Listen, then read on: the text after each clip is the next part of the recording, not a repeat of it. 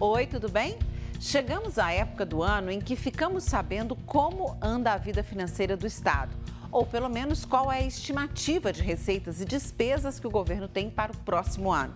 É a hora em que o Executivo entrega para o Legislativo a Lei Orçamentária Anual, mais conhecida como LOA. Aqui em Minas, mais uma vez, tudo indica que as contas não vão fechar em 2023. Não sairemos do vermelho. É sobre isso que eu vou conversar com você hoje.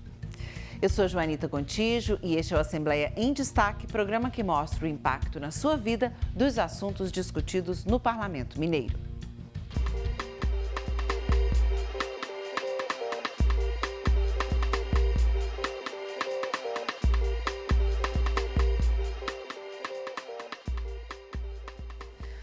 Quando o governador envia um projeto de lei para a Assembleia, ele é encaminhado com uma mensagem. Nela, o chefe do Executivo apresenta a proposta e justifica a necessidade da aprovação, ou seja, fala quais os motivos o levaram a mandar o texto para avaliação dos deputados.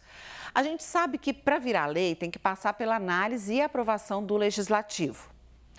O orçamento do Estado para o ano seguinte é elaborado pelo Executivo e deve ser enviado para a Assembleia até o dia 30 de setembro.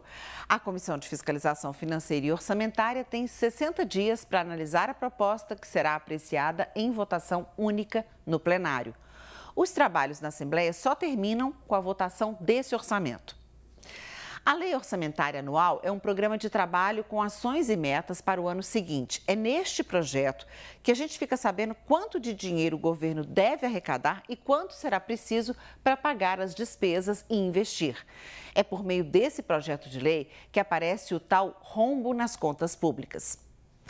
Para o ano que vem, o governo estima que o Estado vai arrecadar cerca de 106 bilhões de reais. As despesas projetadas somam quase 110 bilhões. O resultado é que vão faltar mais de 3 bilhões e meio de reais para fechar a conta. Mesmo assim, o governador Romeu Zema comemorou a redução de 8 bilhões de reais no déficit previsto para 2023 em relação ao deste ano.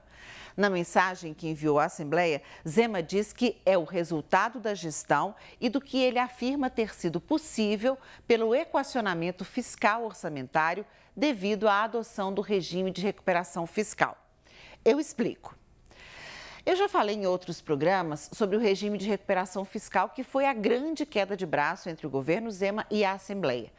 Desde o primeiro ano de mandato, o governador tenta que o Legislativo aprove a adesão ao regime especial para salvar estados superendividados, proposto pelo governo federal em 2017.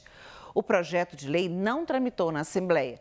Os deputados pediram várias informações à atual administração do Estado e não receberam nenhum esclarecimento.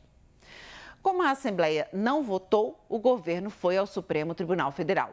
Em junho deste ano, o ministro Cássio Marques autorizou o Estado a solicitar a adesão, em julho deste ano, pela Secretaria do Tesouro Nacional. Agora, o governo de Minas tem que elaborar o plano de recuperação fiscal para explicar como pretende equilibrar as contas. Mas qual a relação entre o regime de recuperação fiscal e a redução do déficit no orçamento do ano que vem?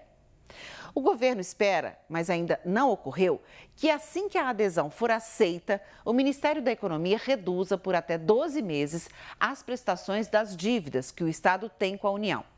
Essa prerrogativa vale enquanto o Estado elabora o plano para organizar as contas. Outra ajuda é o Ministério da Economia pagar, também por até 12 meses, as prestações de outros empréstimos que o Estado fez com garantia da União. Na mensagem que chegou com o orçamento do ano que vem, Romeu Zema destaca que, na opinião dele, o regime de recuperação fiscal é a única alternativa viável e eficaz para melhorar as contas públicas. A Assembleia agiu em junho deste ano para que Minas conseguisse facilitar o pagamento de parcelas da dívida que estavam vencidas e não tinham sido pagas. A suspensão do pagamento está sendo discutida na Justiça nos últimos 4 anos. A lei aprovada pelo Parlamento permitiu renegociar esse montante, cerca de 30 bilhões de reais.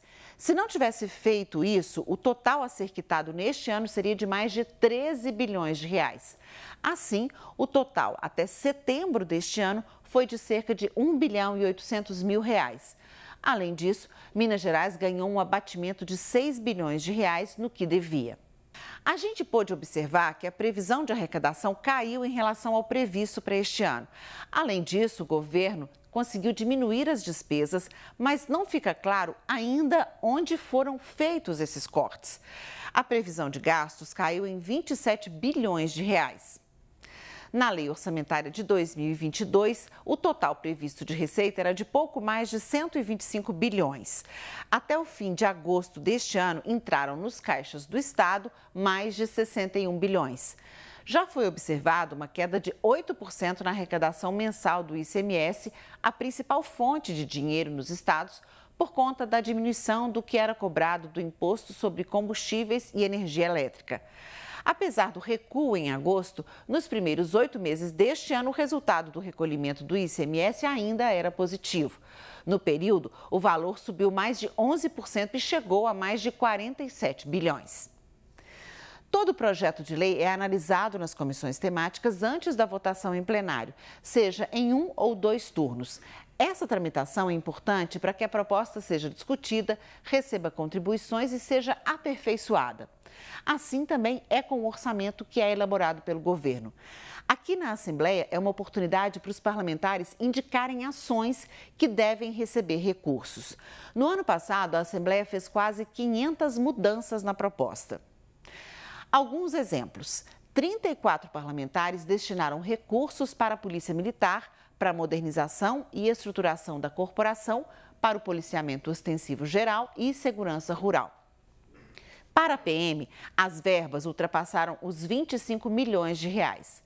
A área da educação foi contemplada com mais de 90 milhões de reais. Boa parte desse recurso foi para o Mãos à Obra, que é um programa que realiza a reforma de escolas em todo o estado. Para a saúde, os parlamentares mineiros injetaram mais de 450 milhões de reais. No ano passado, o total destinado pelos parlamentares passou de 1 bilhão de reais. Até o momento, já foram pagos mais de 960 milhões. Pelo menos a metade disso sempre vai para ações e serviços de saúde. Essa ferramenta se tornou muito importante porque os deputados têm contato direto com os prefeitos e com as chamadas bases, os locais em que geralmente são mais conhecidos e votados. E, por isso, conseguem captar as necessidades e as demandas da população que muitas vezes não chegam aos ouvidos dos técnicos do governo de Minas. Até 2018 havia um problema que foi resolvido com alterações na Constituição do Estado.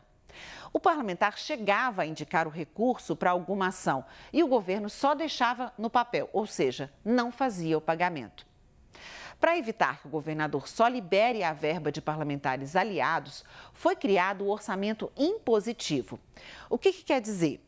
1% da receita estadual passou a ser destinado às chamadas emendas individuais de parlamentares. E o pagamento desse dinheiro agora é obrigatório, ou seja, se um deputado quer investimentos, por exemplo, na Polícia Militar, o governo não pode deixar de fazer. No ano seguinte, em 2019, uma parte desse valor, com pagamento obrigatório, começou a ser destinada pelas bancadas e blocos de deputados daqui. O orçamento é uma das 4 leis do ciclo orçamentário determinado pela Constituição Federal. Ele começa no primeiro ano do governo e termina no primeiro ano do mandato seguinte.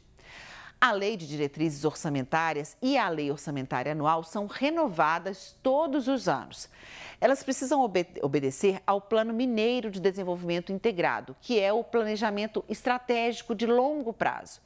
E também ao Plano Plurianual de Ação Governamental, que planeja ações e investimentos para 4 anos. O PPAG tem revisão a cada 2 anos. São essas leis que precisam de aprovação do Legislativo, que definem como o governo pode gastar o dinheiro público na saúde, na educação, na segurança, no meio ambiente e nas estradas com impacto direto na vida do cidadão. Eu fico por aqui, mas voltarei a falar sobre a Lei Orçamentária para 2023 em outros programas. E você encontra mais informações no portal do Parlamento. Interaja com a gente pelo Twitter da TV Assembleia. Tchau e até a próxima.